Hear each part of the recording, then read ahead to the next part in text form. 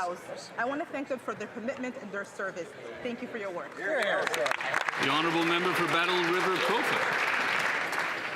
Over the weekend, I had a heartbreaking conversation with Crew-Allen Halmagen, a friend of mine who had just learned of the loss of his heroic son, Gunner Sebastian Halmagen. Since Confederation, countless Canadians have answered their nation's call to serve, sacrifice, and all too often to never come home. Prime Minister Borden, speaking in 1916, remarked, and I quote, "On the solemn truth that the nation is not constituted of the living alone, there are those as well who have passed away and those yet to be born. So this responsibility comes to us as heirs of the past and trustees of the future." Sebastian told his father, who shared with me, that he wanted every young person to know that sacrifice and commitment to the Canadian Armed Forces was noble and worthy.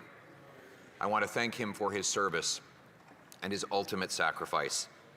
Offer my prayers and love to his wonderful family, and on behalf of all parliamentarians, say that we will never forget what he gave us.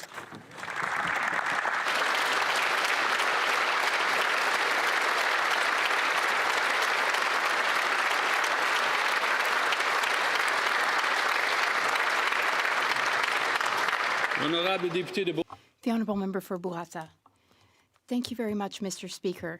Today, as a part of Black History Month, we are celebrating the history of Black people, their resilience, and their important contributions to Canadian society. In Bourassa, this is an everyday reality because we have a significant Haitian population in our riding. This solidarity and their contributions enrich my riding and my colleagues' ridings too. For generations now, Black women and men in Canada have contributed to all walks of life, to all spheres. They strengthen our social fabric and they make us a more welcoming and inclusive country. Black History Month is a time to remember, but it's also a time to be proud and a time of recognition. This reminds us that diversity is a source of strength for Canada. Mr. Speaker, beyond our differences, beyond where we come from, we are one people united by the values of respect, dignity, and solidarity. Thank you very much, Mr. Speaker. Oral questions, questions orales. The Honourable Leader of the Opposition.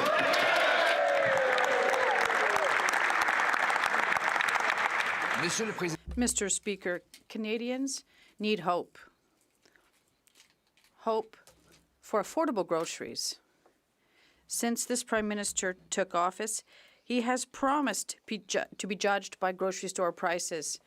Costs are rising twice as fast amongst the other G7 countries. And I asked the Prime Minister why. It's because of our weak dollar, he said, but he needs to protect it. Can the Prime Minister explain why he gave us a weak dollar and expensive groceries? The Honourable Minister of Finance. Mr. Speaker, I would like to quote the Leader of the Opposition from 26. He invited his colleagues to turn this rhetoric into reality. We see obstruction right now. Canadians asked us to present a plan to grow the Canadian economy, Mr. Speaker, to protect Canada's sovereignty and to ensure that Canadian families, our seniors, the young people, have a promising future, Mr. Speaker. Can the Leader of the Opposition, will he support the government to pass our budget? Rather than quoting people, he, in 2023, said that he would stabilize grocery prices before Thanksgiving. Now, it's been more than 2 years, and grocery prices are rising twice as much. We have the worst food inflation amongst the other G7 countries, and this finance minister who caused these issues, he's still in power. Why does the Prime Minister continue with these taxes and inflationary deficits? And why is he depriving Canadians of affordable food?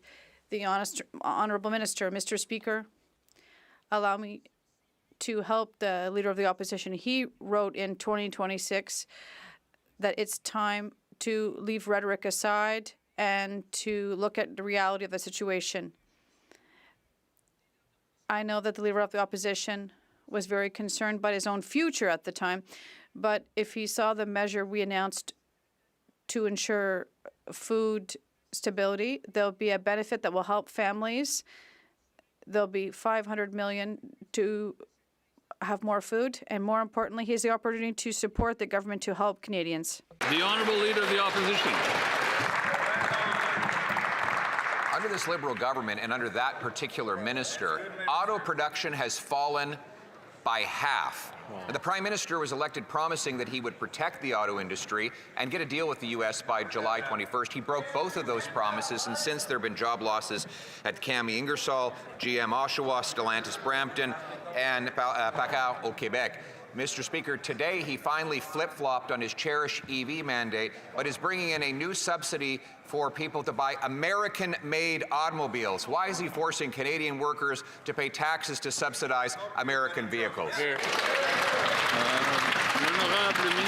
The Honourable Minister of Finance. I know it's Thursday, but I have good news for the Leader of the Opposition. I have very good news for him, and I have good news for Canadian. It's called the Canada Auto Strategy, Mr. Speaker. In fact, the Prime Minister of Canada today was standing up for Canadian workers, for Canadian industry, for the future of the industry in this country. They can yell as much as they want on this side of the House, Mr. Speaker, but the workers know what we have done for them. They know what we're doing today and what we're going to do in the future. Mr. Speaker, we'll build Canada strong. The Leader of the Opposition.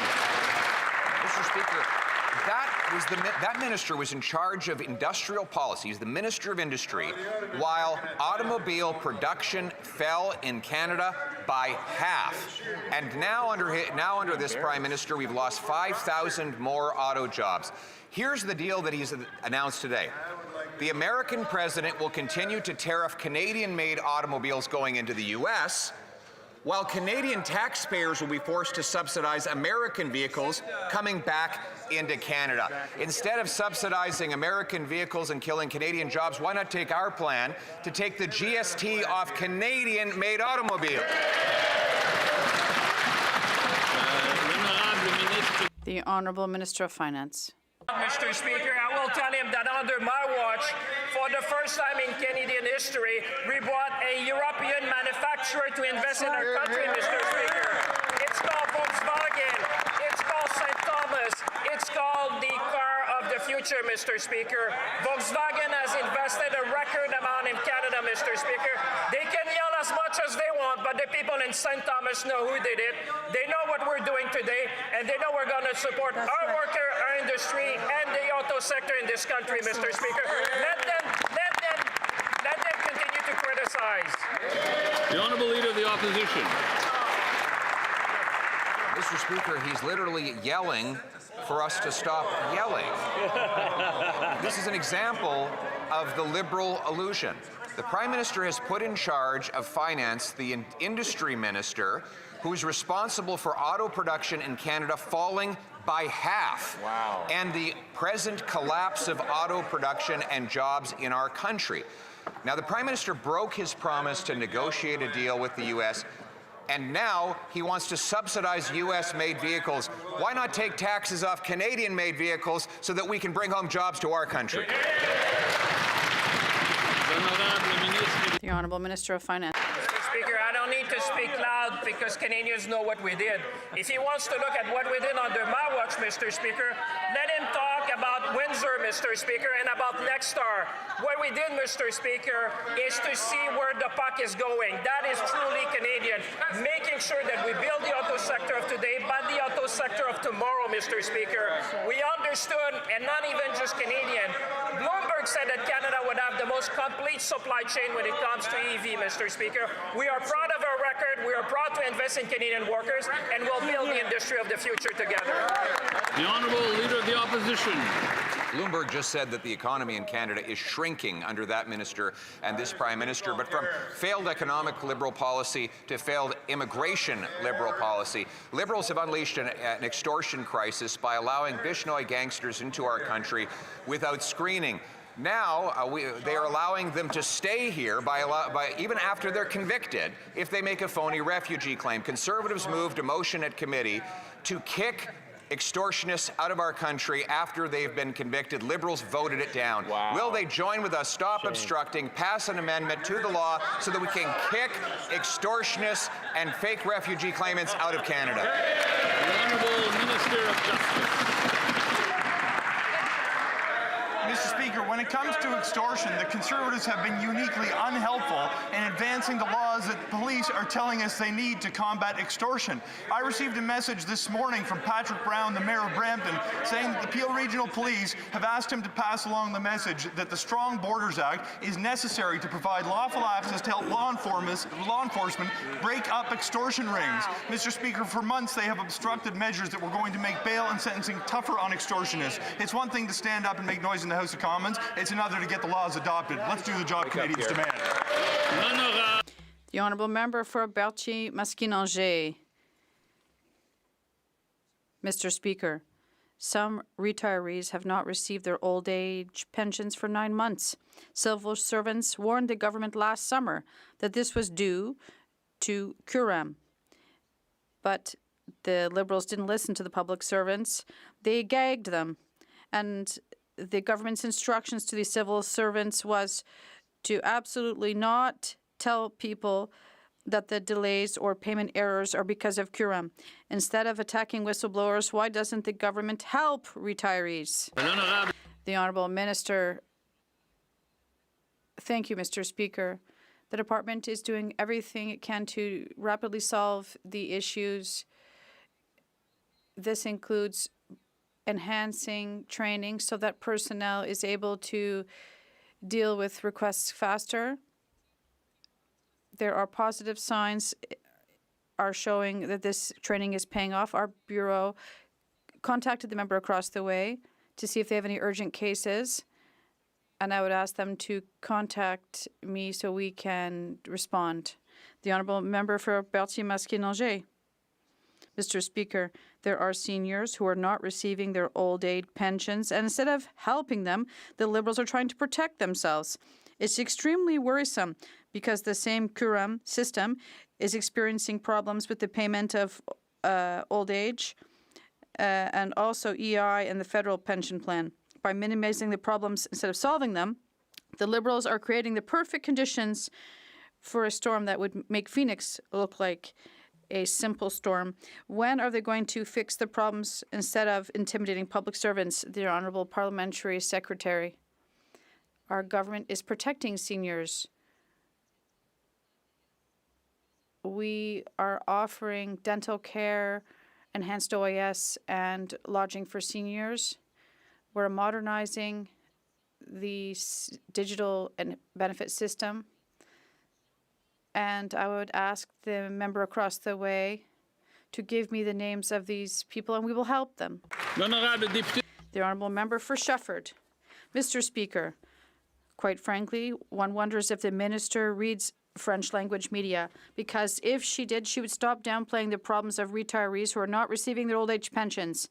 And if so, they would know that civil servants have resorted to acting as whistleblowers because they're so fed up with being silenced instead of being helped. Enough is enough. There are errors in pensions because of the Curam software. All civil servants are saying so, and the Liberals seem to be putting more energy into covering up the problem rather than solving it. When are they going to take action? The Honourable Minister.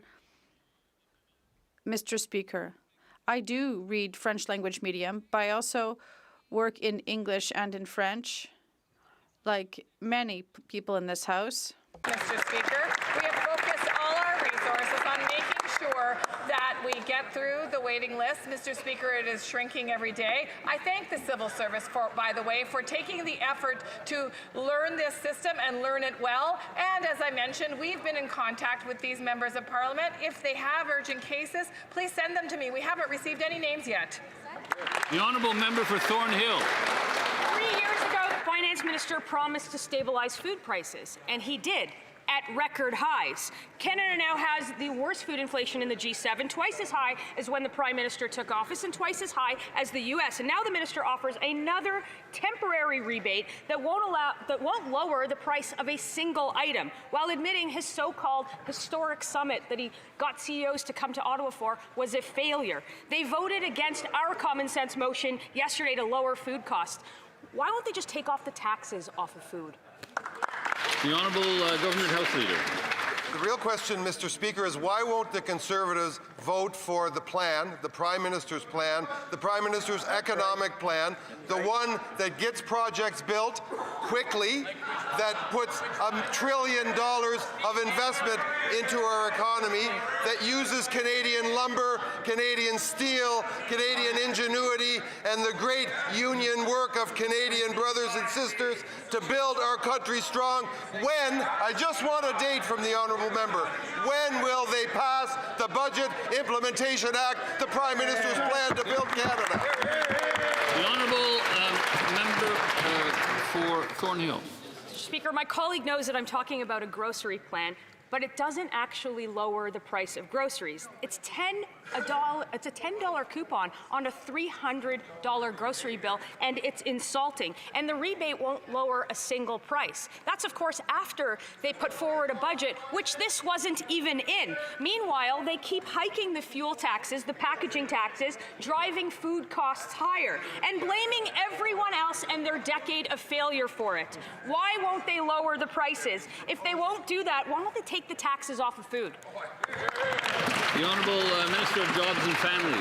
Mr. Speaker, you know what's insulting to the constituents of Thornhill? When that member votes against the very things that they themselves are saying are useful. In fact, not just her constituents, but certainly the food banks in her riding would say that the announcement the Prime Minister made on the GST, on the essentials benefit, and on strengthening our food security, and on supporting food banks, and on supporting producers is exactly what we need to do for food security in this country. She needs to get on board and stop voting against the very constituents she represents. The Honourable Member for Calgary-Midnapore. The Prime Minister is doing everything possible to ignore the reality that Canadians are facing in their daily lives. Food inflation in Canada is twice as high as it is in the United States, and the temporary measures that the Liberals are offering will not result in a single grocery price reduction. They had an opportunity to collaborate yesterday and pass our motion, which would have lowered prices at the grocery store, but they voted against it. Why is it that the Prime Minister's personal agenda always comes before the needs of everyday Canadians? Good question. The Honourable Secretary of State for Financial Institutions. Mr. Speaker, we have a Prime Minister with world-class business and economic experience. We've cut taxes for millions of Canadians, and just last week we announced a groceries and essentials benefit that will put up to $1,900 in the pockets of working families. The Conservative leader has never had a job in the economy. He continues to obstruct. He continues to talk rhetoric. It's time for that leader to get on board, help us build Canada strong. Thank you, Mr. Speaker.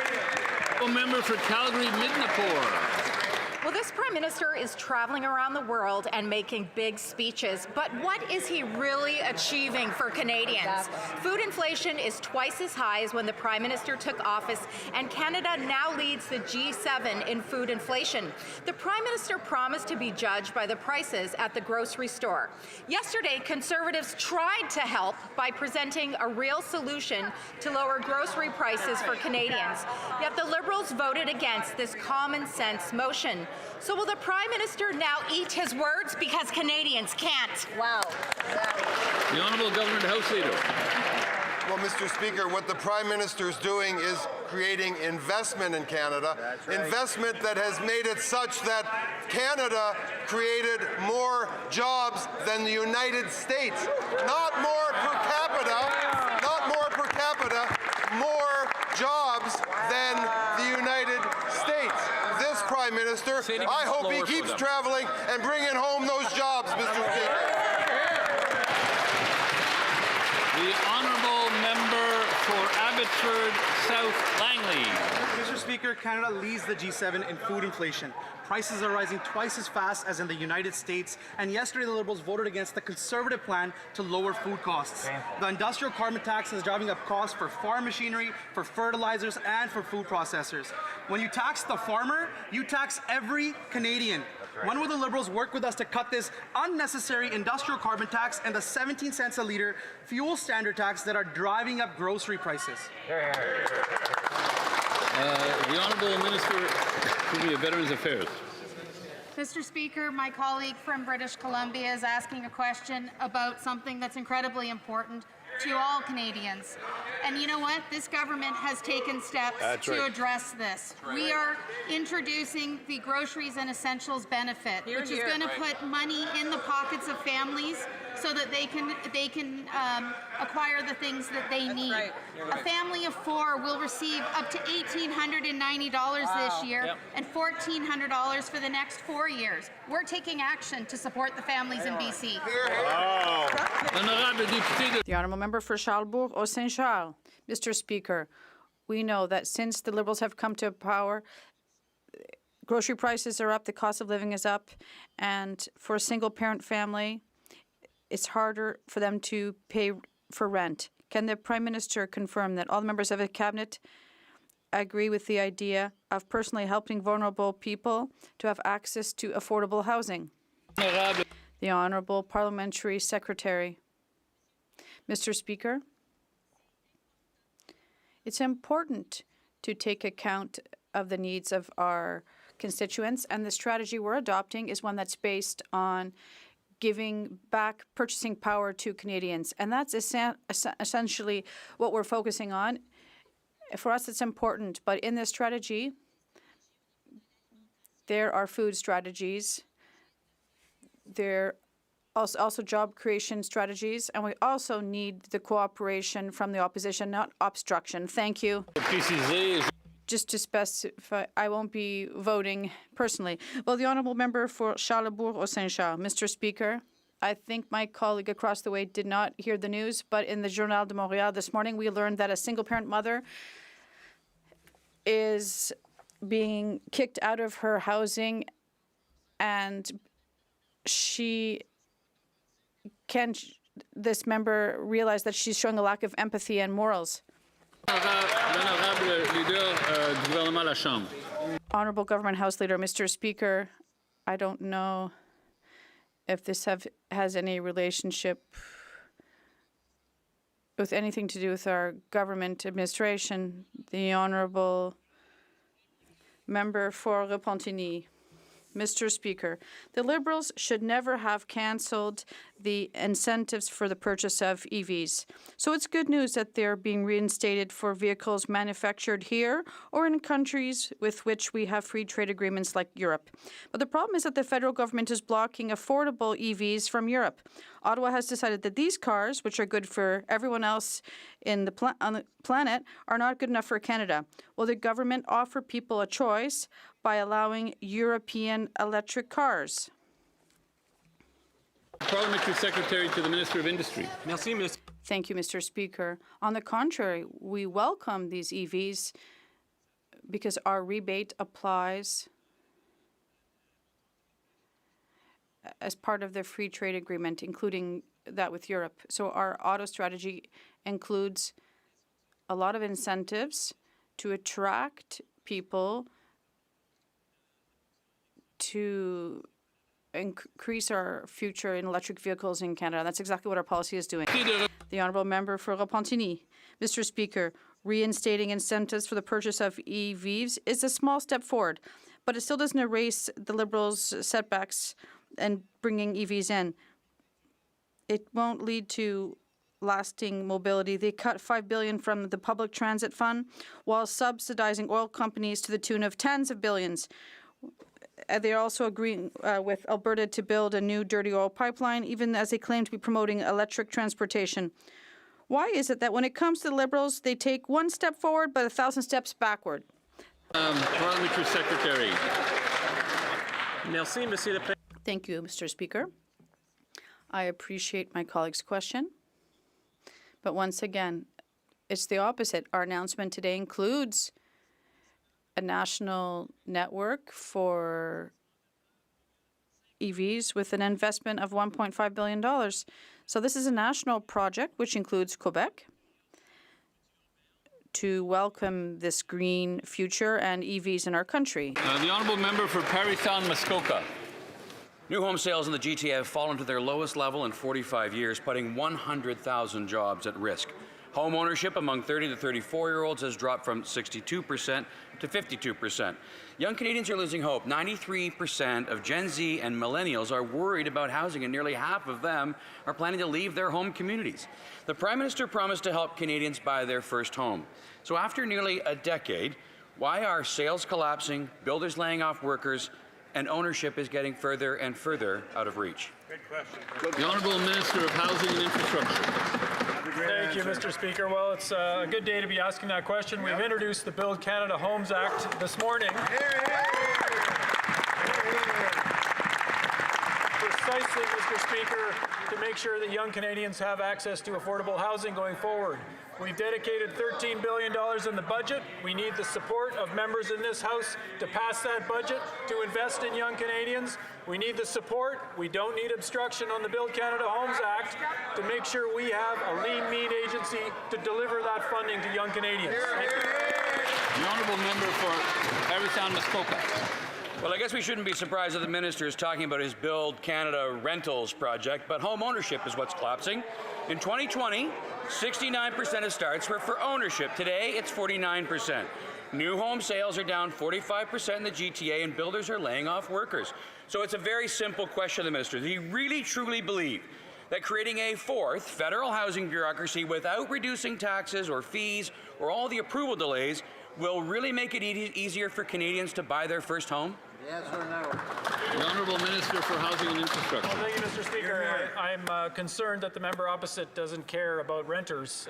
In my city, half of the population rents housing. And certainly we do not discriminate against those who choose to buy or rent. Many Canadians don't have a choice. That's why we have to make affordable housing options possible for all Canadians, make sure they have a safe home. We don't need any delays in this House to the budget or to the Build Canada Homes Act. We need to deliver affordable housing for Canadians. I hope the member will support us on our bill. Honourable member for Flamborough, Glanbrook, Brant North. Thank you, Mr. Speaker. A new report from the Missing Middle Initiative warns of a lost decade for home ownership. For every 100 new adults, there will be only 12 housing starts intended for ownership. Nearly half of young Canadians say they've considered leaving their city or province because of housing costs. Now the market is seizing up. New home sales in the GTA have hit a 45-year low, putting 100,000 jobs at risk. Builders are laying off workers and fear they may not survive. When will the Liberals adopt our plan to get their bureaucracy out of the way so young Canadians can buy? The Honourable Minister for Housing and Infrastructure. Thank you, Mr. Speaker. Well, it is critical that we build housing in the GTA that is affordable. We want to get the industry back building affordable housing for Canadians, certainly in the GTA, but across the country. We're seeing good housing starts in many cities across the country, but we're just getting started with affordability. And we need to deliver with members around this House on the Build Canada Homes Act. No obstruction. Let's get to building. Hear, hear, hear. The Honourable Member for Brampton West. Mr. Speaker, young Canadians are being locked out from home ownership. Home ownership is collapsing. For 30 to 34-year-olds, it fell from 60% to 52%. Supply is broken. For every 100 new adults, only 12 ownership homes are built. Sales are crashing, down 45% in the GTA, down 56% in Vancouver. Builders are laying off workers. 100,000 jobs are at risk. 93% of young Canadians are worried. When will the Liberals adopt our plans and get out of the way so young Canadians can buy their first home? The Honourable Secretary of State for Combating Crime. Mr. Speaker, we have good news for this House. Just today, we tabled the Build Canada Homes Act, and we are hopeful that the Conservatives will not obstruct this bill, as they've been doing with our budget that provides more affordability measures to Canadians so that they can have that dream of buying their first home, so that they can live in affordable housing. That is the dream of all Bramptonians. That is what I hear from my constituents, and this act will help us meet those goals, Mr. Speaker. The honourable member for Red Deer. Mr. Speaker, the Liberal housing crisis is hitting communities of every size. The City of Red Deer has been asking for a meeting with the Housing Minister for months to address their housing concerns. And despite writing to him 4 times, it seems like Red Deer is too small for the Minister to care to respond. I sure hope Red Deer isn't being ignored because it doesn't deliver Liberal votes like Toronto and Vancouver. Will the Minister finally agree to sit down with the City of Red Deer and listen to their issues and admit that mid-sized cities are facing a housing crisis too? The Honourable Minister of Emergency Management and Community Resilience. Mr. Speaker, once again, Conservatives in Ottawa are out of step with Conservatives in Alberta. Alberta's Minister of Social Services has praised the pace of housing delivery, saying we're getting shovels in the ground and roofs over the head of Albertans. Thousands more low-income Albertans will have a safe, durable house, affordable house that they can count on. Federal Conservatives say they want to work with us, but they can't even work with their own Conservative colleagues on delivering housing for Albertans. The honourable member for Mississauga East Cooksville. Mr. Speaker, the auto sector is facing the biggest challenge in a generation. Unjustified and unjustifiable tariffs from the United States on our auto sector is leaving our auto workers under a cloud of uncertainty. Our government stands behind our auto sector, behind our communities, and the workers that are facing these new realities head on. Can the Minister of Jobs and Families please tell this House how the newly announced auto strategy will transform Canada's auto industry, protecting our workers today and building the vehicles of tomorrow? The Honourable Minister of Jobs and Families. Thank you, Mr. Speaker, and thank you to the Member of Parliament from Mississauga East Cooksville for his unwavering support for auto workers and the sector. Canada's auto workers and workers are the backbone of our economy, and when our auto sector workers come under attack, our government stands with them and protects them. So today, the Prime Minister and the Ministry of Industry announced Canada's new auto strategy, taking action on what we can control. We're investing $3 billion from the Strategic Response Fund to support the industry, $570 million to support reskilling and upskilling workers. Mr. Speaker, this is how you build Canada strong. We stand together when times are tough, and The Honourable member for Dufferin-Caledon. This Liberal minister says that they stand with auto workers. What it looks like is they stand with Donald Trump, because while Donald Trump imposes 10% tariffs on every single vehicle that comes into Canada,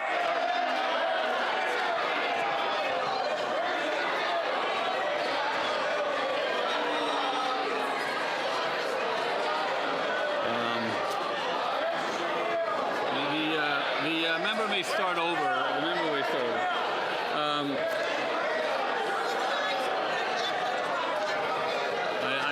I didn't see anything unparliamentary in that.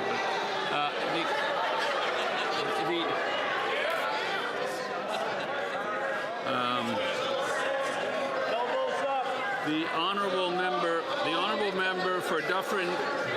member for Dufferin-Caledon. the Liberal minister just said that they stand with auto workers, but it sure looks like they stand with Donald Trump. Let me explain.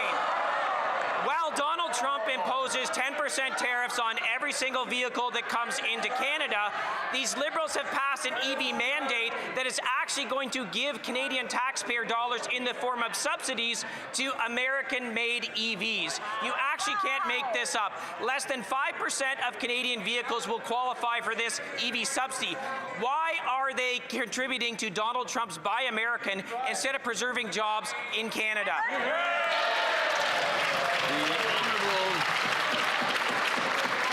The Honourable Minister, Secretary of State Parliamentary Secretary to the Minister of Industry. Thank you, Mr. Speaker. If that member and the party opposite thinks that we are on the wrong side of Canadian sovereignty, they've got another thing coming. Our approach is all about Canadian sovereignty. It's all about investing in the companies that invest in us. It's all about embracing the future of electrification. It's all about embracing our workers, who are the best workers in the world. And for the members opposite to talk down Canadian sovereignty or to talk down this sector at this moment of real challenge, when we've got an opportunity to solve it, is really beneath them. The Honourable Member for Dufferin-Caledon. It's time for a little bit of education for these Liberals, Mr. Speaker. Less than 5% of vehicles manufactured in Canada will qualify for this EV rebate. The rest will come from the United States and other foreign manufacturers. But imagine you're the auto worker in Brampton who is supposed to manufacture the Jeep Compass EV. That job went to the United States. That Jeep EV Compass being manufactured in the United States is actually going to be subsidized by your taxpayer dollars. If you are that auto worker in Brampton, you are looking at this Liberal government and how this is going to benefit Donald Trump and saying, what the hell is going on in Ottawa?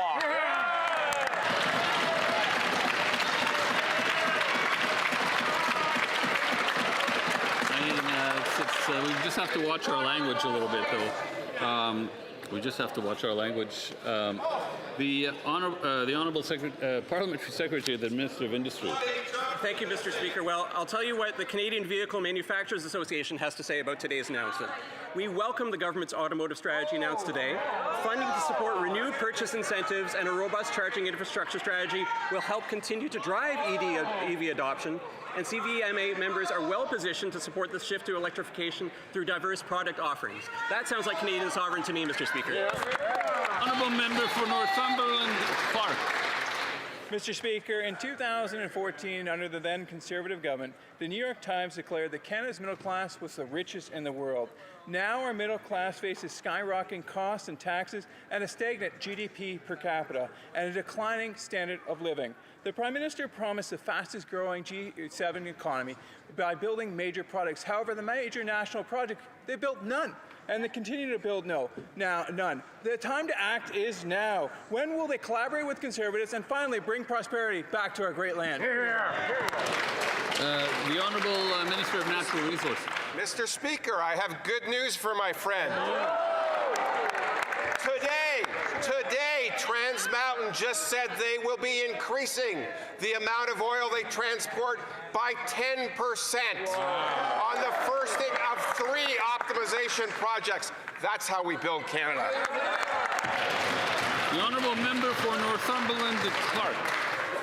It always worries me when this government opens up, we have good news, because it rarely is. What we're asking for, what Canadians want, are new pipelines, new projects, and the amount that they've approved, absolutely zero. This government needs to reverse course that has led 2 million Canadians to food banks, admit that their policies have failed, embrace Conservative principles fully, and collaborate with Conservatives to bring prosperity back to our country. The Honourable Minister. Mr. Speaker, they keep asking for pipelines. We just gave them one. We're building thousands of jobs in Darlington. We're building, they're not. The Honourable Member for Niagara South. Mr. Speaker, Bloomberg reports that Canada's economy is on life support. Canada's GDP growth was 0 in November. Productivity continues to fall, and the Bank of Canada expects that just 1% growth next year, with business investment being postponed. How bad is it? Home builders in Niagara have laid off 60% of their framers due to stalled residential construction. The Prime Minister promised the fastest growing economy in the G7, yet growth is stalled. Will the Prime Minister please adopt Conservative ideas that remove barriers so Canadians can actually build and grow again? The Honourable Government House Leader. Well, I know what constitutes good news for Canadians does not always constitute good news for Conservatives, Mr. Speaker. But let me give them another piece of good news. The first major national project this spring breaks ground, le port de Contrecoeur, une expansion de 60%, an exposed container transport capacity, Mr. Speaker. We're going to build more stuff. We're going to put more stuff on boats. We're going to send more things to more places around the world, expand our trade, put people to work, and build Canada. The honourable member for Barrie Springwater, Oro Medante. Mr. Speaker, Canada made international headlines this week with economists stating that our economy is on life support and the country is already on recession watch. Right. Our per capita GDP is falling, residential construction is flat, businesses are postponing expansion, and this Liberal government's anti-development laws and taxes remain in place. Will the Prime Minister work with Conservatives and introduce a plan to remove the barriers that are preventing Canadians from building, investing, and working? The Honourable Minister of International Trade. Speaker, speaking of building, we're building big. The Port of Montreal expansion project is 7,000 construction jobs and over 1,000 permanent jobs. Amazing. Darlington Nuclear is 18,000 good-paying jobs and clean power for generations. LNG Canada and BC mean thousands of jobs in Canadian energy reaching new global market, Mr. Speaker. That's cranes in the ground, paychecks in pockets, and Canada building big. The Honourable Member for Saskatoon West. Mr. Speaker, the Prime Minister sells himself as a master of economics, yet Bloomberg reports that our economy is on life support. The Bank of Canada expects economic growth to shrink in the last quarter and only grow by 1.1% this year. Canadian workers want to build and produce, but the government is holding them back with their anti-development laws and high taxes. The Prime Minister promised the fastest growing economy in the G7, yet he hasn't delivered, and Canadians are paying the price. When will he listen to our ideas and introduce a plan that gets his government's barriers and tax burdens out of the way so Canadians can build? The Honourable Secretary of State for Northern and Rural Development. For 10 long years, the Conservative from Saskatchewan said Canada was broken. Yes, they have stifled the opportunity that Saskatchewan had in potash and uranium, oil and gas, Mr. Speaker, and the list goes on. Well, Saskatchewan's on this side of the House, Mr. Speaker. Yes, it is. We're going to work hand in hand with Saskatchewan, join the rest of the country, and build a great future. This is about economic and social justice for Saskatchewan. We are going to deliver that, Mr. Speaker. The Honourable Member for Yellowhead. Mr. Speaker, according to Bloomberg, Canada's economy is on life support and we are now on recession watch. Growth has stagnated and real GDP is expected to decline. Forestry and logging are down 2.8% for the third month. While the Prime Minister cannot deliver on his trade promises, sawmills in Yellowhead are paying the price. Since the Liberals love our ideas, why don't they remove the industrial carbon tax, fuel standards, and anti-development laws so Canadian businesses can succeed? The Honourable Minister for Artificial Intelligence and Digital Innovation. Mr. Speaker, the contrast couldn't be more clear. We like to build, they like to block. We're building our auto sector with the new auto strategy. They're blocking. We're building affordable housing. They are blocking. We are investing in defense. They are blocking. We're making life more affordable for families with the GST tax credit. They are blocking. We like to build. They like to block. Thank you, Mr. Speaker. The Honourable Member for Sudbury East, Manitoulin Nickelbelt. Write him up, Jim. Mr. Speaker, the latest data from Rosenberg Research is deeply concerning. Manufacturing output is down, forestry has declined for 3 consecutive months, and paper mills in Northern Ontario are closing.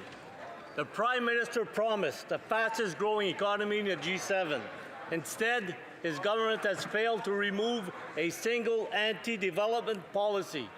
When will this government adopt our plan to restore economic growth by reducing red tape, lowering taxes, and allowing Canadians to invest, work, and build? Hear, hear. The Honourable Minister for Natural Resources. Mr. Speaker, as the former Premier of Alberta said, you can't deal with the reality of the tariff threat by pretending it's not there. But the Conservatives would rather obstruct. We have $2.5 billion allocated in Budget 2025 to attack this problem. Please support the budget.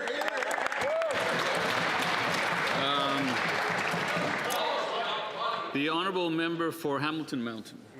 Speaker, we recently hit 100 days since Build Canada Homes was launched, and we're already seeing real momentum on the ground. Wow. Projects are moving faster, partnerships are coming together, and communities are seeing concrete progress on affordable housing. Would the Minister for Housing and Infrastructure please update this House on all we've accomplished and what more there is to come? What a great... Honourable Minister of Housing and Infrastructure. Thank you, Mr. Speaker. A big thanks to the member for the question and her great work. We have got right to work with Build Canada Homes, Mr. Speaker. Since the launch, we've been signing major partnerships with provinces and cities. We have 6 major development sites on federal lands. We are delivering over 7,500 homes with over tens of thousands more in the pipeline right now, Mr. Speaker, with the Build Canada Homes Act, which is introduced this morning, which we expect the support of this House on. We're establishing a lean, efficient agency that is 100% focused on delivering affordable housing for Canadians. We ask for your support. The Honourable Member for Richmond North Vaska. Thank you, Mr. Speaker. Once again, we are seeing another Liberal IT fiasco. This system to administer old age security has gone from costing $1.75 billion to $6.5 billion. And even worse, 93% of civil servants are giving it a failing grade. Employees are being ordered to not criticize the software when they talk to the public. Mr. Speaker, how could this fiasco happen? What is the minister going to do about this software? Did the minister sign off on this irresponsible spending? 60-year-old system is not an easy task, and I want to start by thanking the employees at ESDC who are working so hard to make sure that seniors get their benefits on time and in accuracy. And in fact, Mr. Speaker, that's exactly what's happened. 98% of the cases are through, and I will say that we are working diligently on remaining outstanding cases where people have not yet received their benefits who have signed up to do so. If that member opposite has an urgent case, or any member of Parliament has an urgent case, we can accelerate those cases in situations where people are in dire need. Please contact my office. The Honourable Member for Richmond North Vaska. Mr. Speaker, departmental employees are telling us it's not working. Our seniors built our country and paid taxes their whole lives. And now some of them are waiting up to 8 months to get their money. I'll give you a concrete case. Mr. Martial Lavoie, in my writing, he's still waiting for his check. He actually delayed his retirement because at the time there was a labor shortage. So he kept working, and now that he's finally trying to retire, he can't get his money. Mr. Speaker, what would the minister say to Mr. Lavoie? He's listening right now. We are happy to help any senior that finds themselves in dire needs. And as I said, we are making progress. This is a very small percentage of the over 7 million Canadians who have been successfully transferred to the CURM system. This system, Mr. Speaker, brings us into the modern age, what Canadians want. In fact, seniors can now apply online and have a fully automated process to get their benefits started. In these cases where things have been done in the old way with paper forms, often there is missing information. There may be other challenges. We have put additional resources to ensuring we get through those cases, and we can help members just like Mr. Lavoie. The Honourable Member for Lévis-Lobinière. Mr. Speaker, not only is this government stealing land from farmers, it is also closing agri-foods research centres, such as the Sainte-Foy Centre in the riding of the member for Louis-Hébert, which is one of the 7 agri-foods research centres that the Liberals are arbitrarily closing. Canadian science and innovation is built in these centres, which help us be more productive. How can the Prime Minister justify his decision to prioritise consultants and foreign projects rather than our homegrown expertise that feeds Canadians? Honourable Minister of Agriculture and Agri-Food. Thank you, Mr. Speaker. It warms my heart that the Conservatives are now concerned about science and research. Yeah, exactly. I'm happy to reassure them that the federal government will continue the largest agriculture researcher in this country. In fact, just last month, Mr. Speaker, we invested $9.7 million with the government of Saskatchewan in science and research. We're not going anywhere. We still have 17 centres across the country. We're going to work with our stakeholders. We're going to work with academia, and we're going to make research better than it ever has been. Thank you, Mr. Speaker. Member for Nunavut. In Rankin Inlet, the NDP caucus heard from one Inuk who shared that he has waited for 11 years for a house. There are 17 people in his 2-bedroom unit. His story is all too common in Nunavut. The government is acting on what I've told them. Nunavut will receive 50 more homes added to the 700 originally promised in the budget. This is a good start. Will the minister keep working with Nunavut to address the worst housing crisis in Canada? You're here. The Honourable Minister for Housing and Infrastructure. Thank you, Mr. Speaker, and I thank the member for her question. I'm very excited to share that the Government of Canada, the Government of Nunavut, and Nunavut Tungavik Incorporated reached an agreement to deliver up to 750 homes in the territory there. Build Canada Homes will lead this work using innovative factory-built components to get homes ready faster. We're prioritizing Canadian materials, we're supporting Inuit-owned businesses, and creating lots of job opportunities and training opportunities. This partnership will make a real difference on the ground. I thank her for her leadership and helping bring more homes to Nunavut that are much-needed affordable homes, and I encourage all... The Honourable Member for North Island Powell River. Good news, Mr. Speaker. Canada's energy regulator has rejected Brookfield's plans to send Canadian hydroelectricity to the United States with almost no benefit to the people who live here, and has instead recommended a full licensing process and review. But the final decision still rests with the Minister of Natural Resources. So will that minister commit to accepting the energy regulator's recommendations and ensuring that Canada's national interests always come first? Hear, hear. The Honourable Minister of Natural Resources. Let me reassure the member across the aisle that our government is working closely with the government of British Columbia to build an affordable, reliable and clean electricity grid that meets the significant surge in demand we are expecting in the years to come. As the member opposite said, this matter is currently before the Commission of the Canadian Energy Regulator, which makes its decisions independent of the federal government in the best interests of Canada's ability to meet its domestic energy needs. The Honourable Member for Nunavut. The state of emergency in Cross Lake Pimicikamak is now over 40 days long. The Army came, made recommendations, and left. And where is the federal government? Still brainstorming solutions. Meanwhile, evacuees remain stranded in cities without adequate supports. When will Ottawa move past talking points, at a minimum implement the Army's recommendations, and uphold their constitutional responsibilities to support people returning to a safe home? The Honourable Minister for Emergency Management and Community Resilience. I can assure my friend across the aisle that emergency management, our department was in contact with that nation from the commencement of the power outage. We've worked, as has Indigenous Services Canada, to make sure that firstly we sent the Canadian Armed Forces, and secondly that there were sufficient people on the ground to help evacuate and provide benefits to the region. Thank you. The Honourable Member for Saanich Gulf Islands. Thank you, Mr. Speaker. As International Development Week comes to a close, I know I and many of my colleagues in this place have met with dozens of frontline workers from development organizations who are reeling from the broken promise. During the election, the Liberals promised, the Prime Minister said, quote unquote, we will not cut foreign assistance, we will not cut development assistance, and the budget showed a cut of $2.7 billion. We used to be known in the world. Lester B. Pearson, as former Prime Minister, set the global target for development assistance, and yet here we are falling through the cracks, not delivering.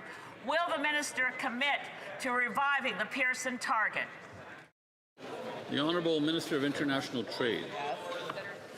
Speaker, we remain committed to our long-standing international assistance priorities. We will continue to fight poverty, to support gender equality, to strengthen health, food, and education systems, and build climate resilience. We will continue to deliver urgent humanitarian aid abroad. And Mr. Speaker, the measure of our work is in the partnerships we build to deliver development outcomes at scale. Thank you, Mr. Speaker. That concludes question period. Thursday question. The motion. I believe as is usually the case on Thursdays, as is always the case on Thursdays, the opposition House Leader, Honourable Opposition House Leader, has a question for the Honourable Government House Leader. Yes, Mr. Speaker, it is the case, and I believe CPAC refers to this moment as the crown jewel of their weekly programming. And because it is Thursday, I was wondering if the Government House Leader can update the House as to the business for the rest of this week and into the next week, and wonder specifically if the government has had the time to analyze and absorb our leader's letter calling for concrete, common sense proposals to not only deal with the cost of living crisis, but also strengthen Canada's position against things like unfair tariffs. The ideas like getting rid of the capital gains tax on investments that are reinvested into Canada. I wonder if we can see legislation on that, rather than a complicated rebate scheme that will see Canadian tax dollars go to subsidize the purchase of foreign-built EVs. If we can expect any legislation that would include getting the Conservative idea of getting rid of the GST on all Canadian-produced vehicles. Those are the types of concrete measures that will not only lower the cost of living for Canadians, but also help build our economy. So will the government take us up as we extend our hands across the way for common sense solutions? Will he take us up on that offer, or will they once again double down on failed policies of the past? The Honourable Government House Leader. Well, there's a lot to digest in that, but I am, if what I hear, and I think all Canadians will appreciate this metaphor at this time of year, if I hear the faint sound of the ice cracking in the wall of Conservative obstruction that this Parliament has encountered, the obstruction of our criminal law legislation, the obstruction of the Prime Minister's economic plan to bring $1 trillion of investment and to build Canada strong. If what I hear is the faint sounds of that dam cracking, that means that spring might be on its way, and the opposition may put down their tools of obstruction and join us in building our country strong. In the meantime, Mr. Speaker, this afternoon we will continue with debate on the opposition motion brought forward by the Bloc Québécois. Tomorrow we will have the debate on the standing orders and procedure pursuant to Standing Order 51, a very hotly awaited moment in the parliamentary calendar, Mr. Speaker. On Monday of next week, we will call Bill C-10, an act respecting the Commissioner for Modern Treaty Implementation at second reading. I would also like to inform all honourable members that next Tuesday and Thursday shall be allotted days. On Wednesday, we will begin second reading of Bill C-20, an act respecting the establishment of Build Canada Homes, Mr. Speaker, which was tabled earlier this morning by my honourable colleague, the Minister of Housing and Infrastructure, and the Minister responsible for the economic development in Canada for the Pacific. Finally, Mr. Speaker, there have been consultations amongst the parties, and I believe that you will find that the House will give unanimous consent to the following motion. That notwithstanding any standing order or usual practice of the House, at the conclusion of oral questions on Friday, February 6, 2026, the House observe a moment of silence for the late Honourable Kirsty Duncan. That afterwards, a member of each of the recognized parties, a member of the New Democratic Party, and the member of the Green Party, each be permitted to make a statement for no more than 5 minutes to pay tribute, and the time taken for these proceedings shall be added to the time provided for government orders. Thank you, Mr. Speaker. All those who oppose the honourable member, the honourable minister moving the motion will please say nay. Agreed. The House has heard the terms of the motion. All those who oppose the motion will please say nay. Carried. Orders of the day. The Honourable... sorry. Ordre du jour. Orders of the day. Government orders, business of supply, resuming debate on the opposition motion concerning an apology to those whose property was expropriated in Mirabel, standing in the name of the member for Mirabel. The honourable member for Les Pays d'en Haut has 8 minutes remaining for his speech. Merci beaucoup, Monsieur. Thank you very much, Mr. Speaker. And so to pick up where I left off, our colleague from the Bloc Québécois, Mr. Speaker, want Canadians to believe that building the high-speed train is going to hurt their communities, that this construction would be done without consultation, without the measures that we put in place over the last 60 years. They're trying to justify their opposition to the project, and their goal is to kill the project before the necessary legislation is even passed. They've already joined the Conservatives in the past to try to cut the initial funding that was required, and they're trying to do it again now today by blocking, and, the Bloc Québécois, it makes sense, they're trying to block Bill C-15. Mr. Speaker, I want to be very clear. Expropriation is a measure of last resort. Negotiation with property owners is always the privileged approach, and that principle will not change. Mr. Speaker, before turning to Bill C-15, I want to acknowledge what we have heard in recent weeks. Since public consultations began, residents of the Mirabel region have raised concerns about land acquisition, expropriation, and the need for direct, respectful engagement. We have heard those concerns clearly, and I can confirm today that Alto will be holding an in-person public session in the Mirabel area later this month to ensure transparency, dialogue, and accountability. Now, Mr. Speaker, I want to explain why Bill C-15 is necessary for this linear project and how it is maintaining appropriate protections for landowners. Bill C-15 is necessary because the high-speed rail initiative is unprecedented in Canada. It involves a corridor of nearly 1,000 kilometers, crossing hundreds of communities and requiring the acquisition of hundreds of pieces of land. Because of the time, cost, and complexity involved, land acquisition represents one of the most significant risks to the project, particularly if we're to begin construction in 2029 as announced. The current Federal Expropriation Act is a statute of general application. It was not designed for a project of this scale or this complexity. Without a framework adapted to this reality, delays multiply and costs escalate, precisely what communities and taxpayers want to avoid. Mr. Speaker, the measures to acquire land in Bill C-15 are not intended to increase uncertainty. They provide tools so that there is better coordination and earlier work while maintaining the fundamental protections that landowners have. Some of these measures have raised concerns, and I want to respond to those concerns directly. First of all, expropriation would not be done via email, unlike what has been said. The intention is to allow communication by email only when the owner of the land themselves has indicated that that is their preferred means of communication and that that person has provided their email address. This is an additional means of communication which is added to those that are already in the law, and it's not designed to replace those means of communication. Second, a ban on work does not mean that owners would lose access to their land. Landowners can continue to undertake their farming or commercial activities. Landowners will be able to proceed with regular work on their land, reparation of that land, or any measures to prevent their land from deteriorating. Third, Bill C-15 does not prevent landowners from selling their buildings and does not allow the federal government to set the value of the land.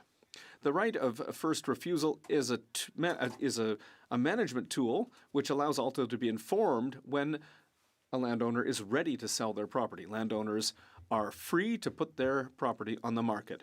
This tool only allows Alto to acquire the property with priority at a price that has been accepted by the landowner. Mr. Speaker, the Government of Quebec has even given this power to municipalities in recent years. This is the right of preemption, and it allows cities to protect strategic land and does not change the market value for the owner. In Morin Heights, the Municipal Council has acquired and protected one of the nicest pieces of land in the city. It's called Castel-Marie, and it's one of the nicest parks in the municipality. And this is a tool that I can guarantee you, Mr. Speaker, works very, very well for both the purchaser and the seller. So we'll be honest with Canadians about what it takes to deliver projects of this magnitude. High-speed rail is one of the most ambitious infrastructure projects in our history, a true nation-building initiative. Projects of this scale cannot be delivered without using adaptive tools. This project cannot advance responsibly without these land acquisition measures. Inaction would not preserve the status quo. It will mean delays and higher costs. Importantly, these measures are not unheard of. They're aligned with similar provincial regimes, including Quebec's Act respecting expropriation and Ontario's Building Transit Faster Act. The economic stakes are significant. High-speed rail will create tens of thousands of jobs, strengthen productivity, improve regional connectivity, and deliver lasting economic benefits for Quebec, Ontario, and Canada as a whole. Every year of delay carries real costs for workers, businesses, taxpayers, and community. Monsieur le Président, je supporte la... Mr. Speaker, I support this bill. I support the construction of the high-speed rail, and I would ask my colleagues in the Bloc Québécois to stop blocking the project and to get on board. The honourable member, the honourable member, the member.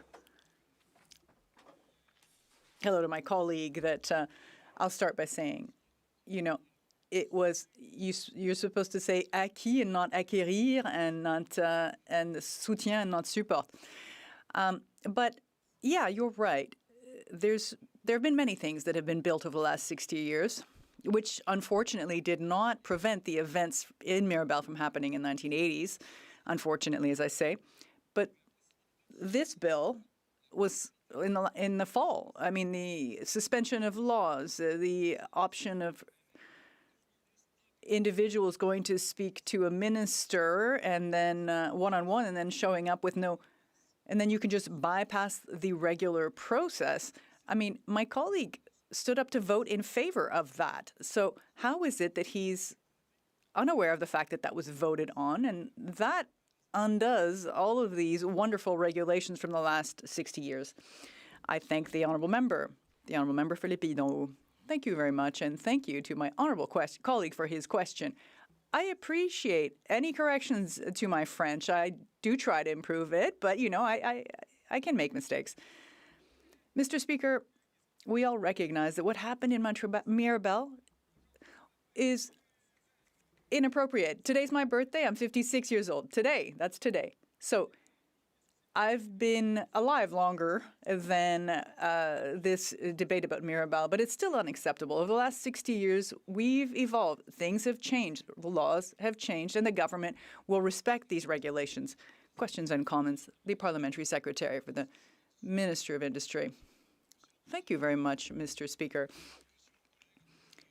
I'm wondering if my colleague could, given the fact that he is a member for a neighboring riding, neighboring riding to Mirabel, that is, given he knows this region well, could he share with us what he's hearing on the ground in terms of the support for the Alto project in the Lower Laurentians?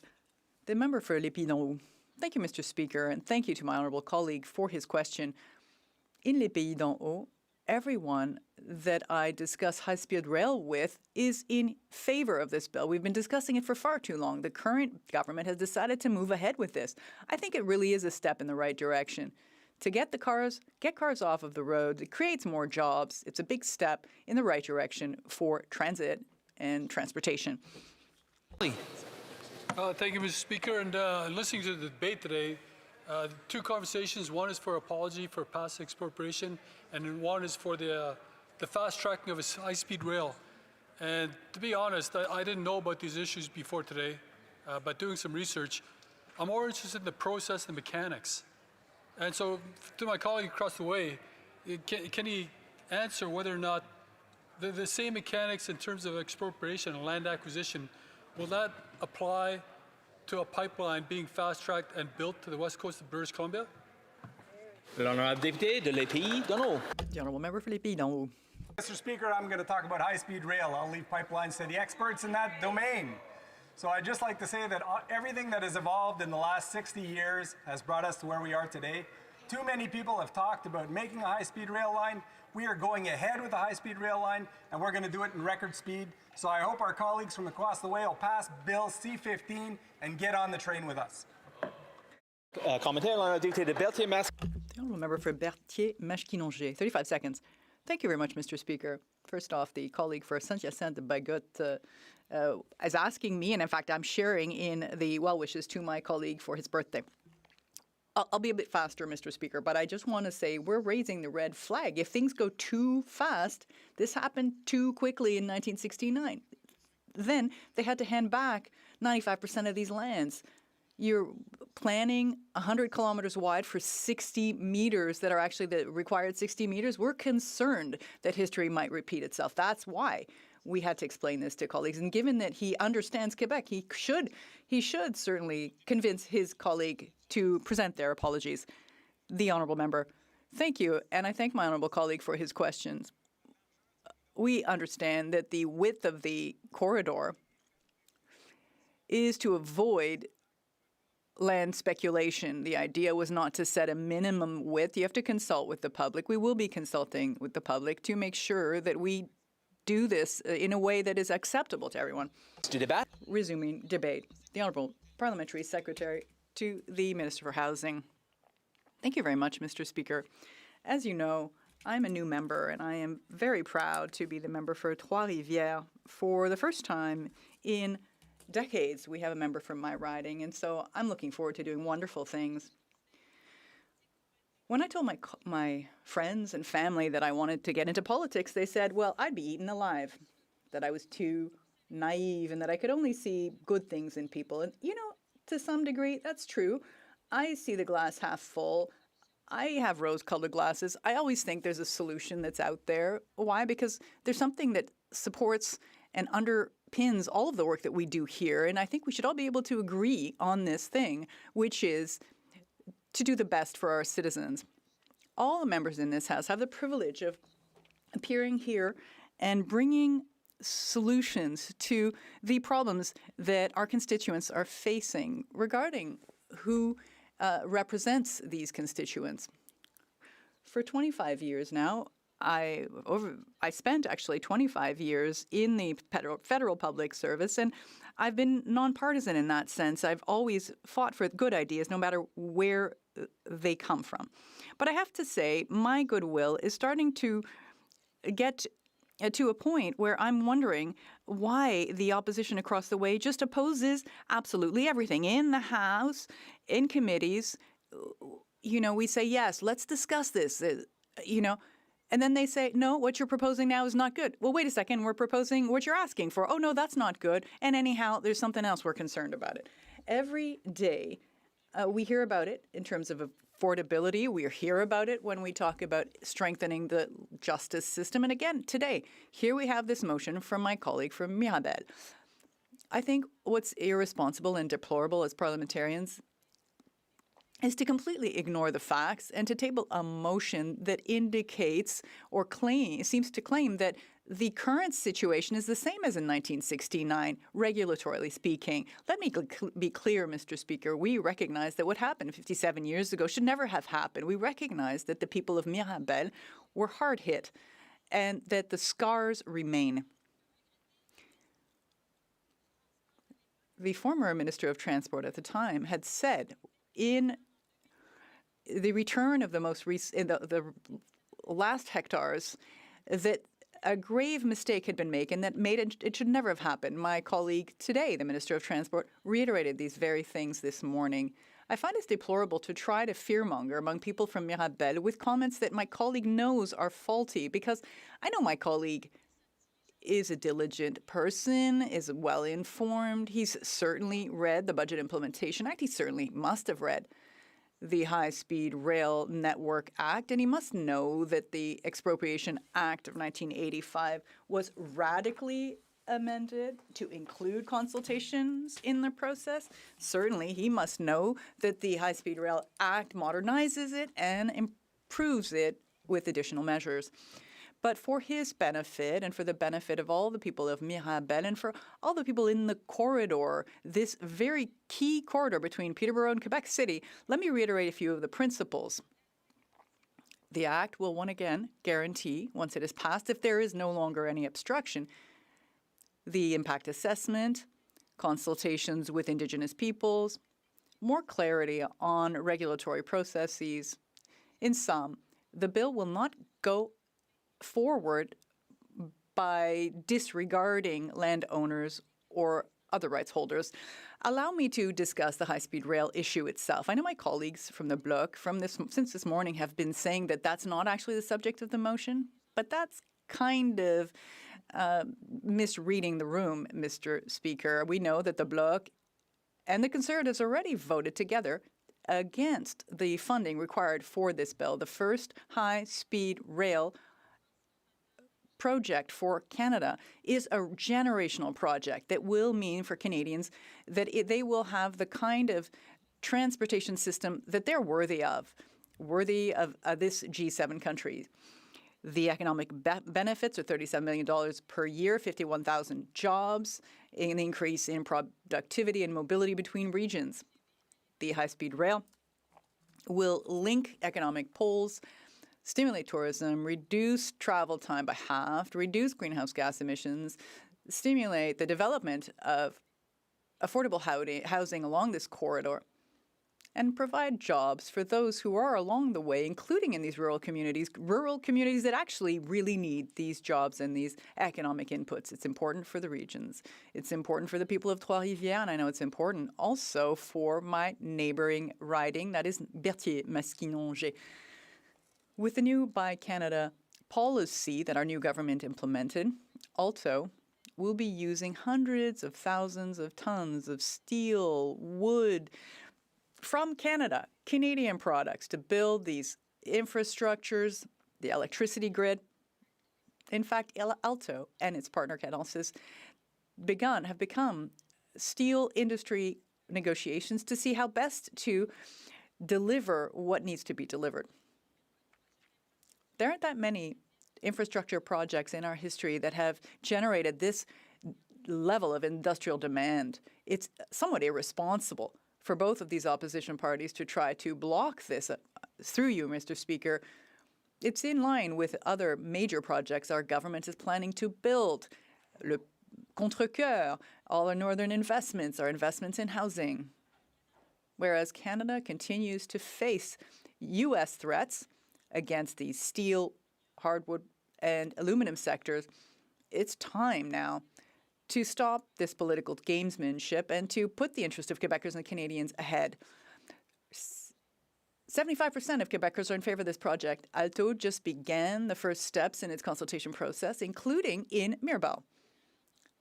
They'll be in our riding of Trois-Rivières and my colleague from Berthier-Masquinongé's riding as well in the next few weeks. These consultations will happen in 100 or so communities throughout this corridor with municipalities, discussions with potential landowners who might be struck. There were discussions with the Union des Producteurs Agricoles, with stakeholders. There have been several consultation processes and online submissions. Thousands of them have been received. Let me be clear, Mr. Speaker. What happened in 1969 was a historic injustice. We recognize that what was done should never have been done, but the process has radically changed over the last 57 years. There's been a radical change, and that change happened when we changed the Expropriation Act in 1985, and it will radically change again once we can pass this bill, Bill C-15. We have worked closely with Ontario and Quebec to look at their own legislation in expropriation and transportation so that we're best aligned with the provinces and so that we can advance as quickly as possible to solve this issue and to create this incredible program. It is possible to build a high-speed rail project without repeating the mistakes of the past. This is an important project for the citizens of Quebec and of Ontario. It's an important major project for Canada. There's only positive things will come of this.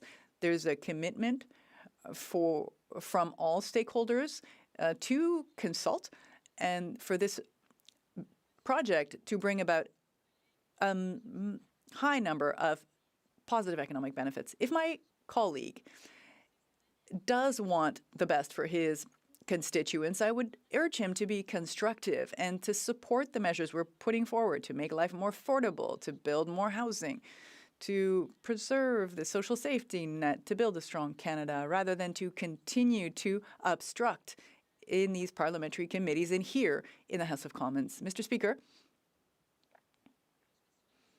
when I decided to run for political office, it was really to make a difference. And I really thought we could work together hand in hand with all the various parties here at such a critical time in the history of Canada, at a time that is such a turning point for us, for our businesses, for our workers, given the uncertainty that Quebec and Canadian families are experiencing. So please, let's stop these political games. Let's work together and let's move forward. Thank you very much, Mr. Speaker.